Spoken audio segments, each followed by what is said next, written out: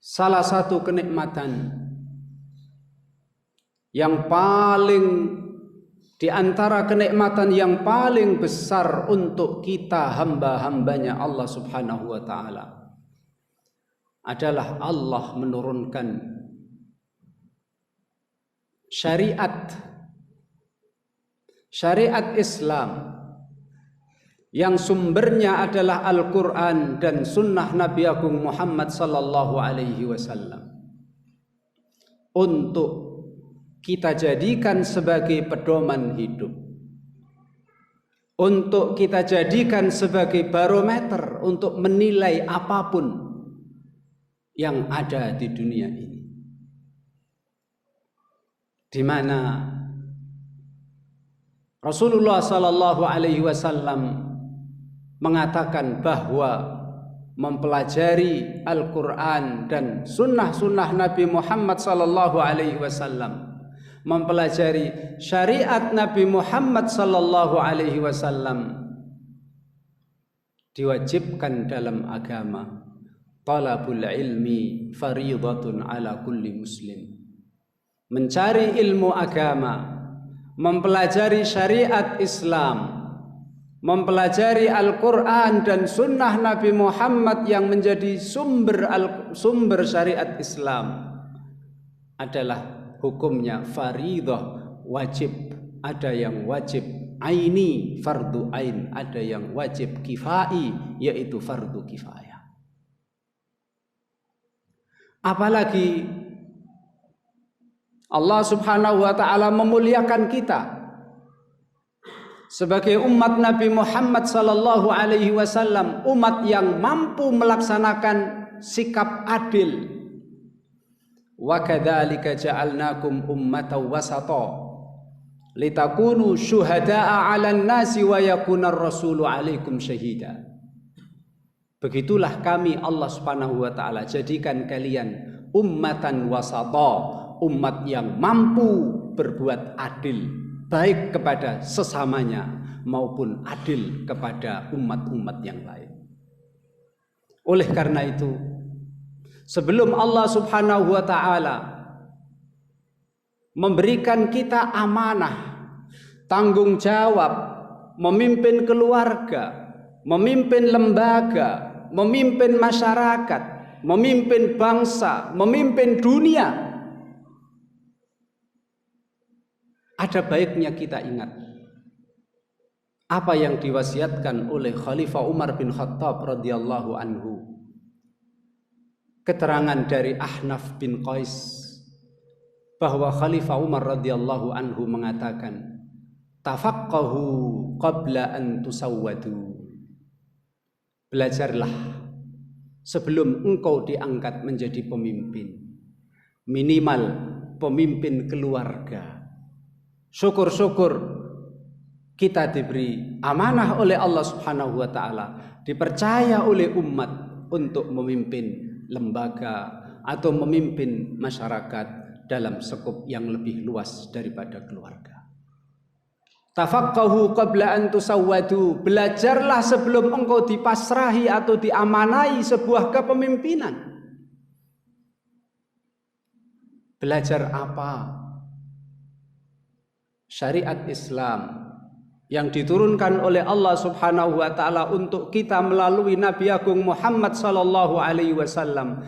Syariat Islam terdiri dari 3 hal yang harus kita pelajari. Yang pertama, berkaitan dengan akidah atau keyakinan yang intinya adalah tauhid kepada Allah Subhanahu wa ta'ala. Yang kedua adalah akhlak, perilaku, baik akhlak yang bersifat luar maupun akhlak yang bersifat dalam hati. Kemudian yang ketiga adalah ilmu halal dan haram, ilmu fikih. Bagaimana syariat Islam mengatur hubungan kita kepada Allah melalui ibadah kita kepadanya. Dan bagaimana syariat Islam mengatur hubungan kita kepada sesama, antar sesama yang disebut dengan muamalah, baik yang bersifat keluarga maupun hukum pidana, ekonomi, dan lain sebagainya.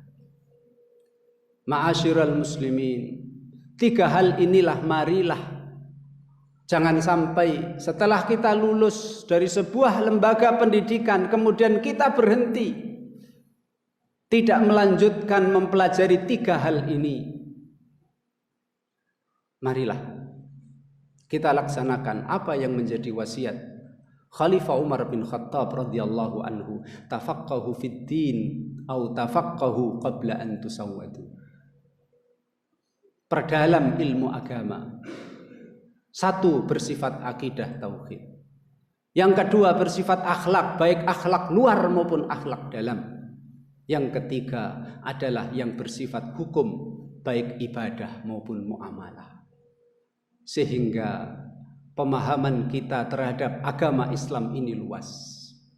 Sehingga nanti kita dapat memberikan manfaat yang sebanyak-banyaknya kita memberikan kebaikan kepada sesama kita.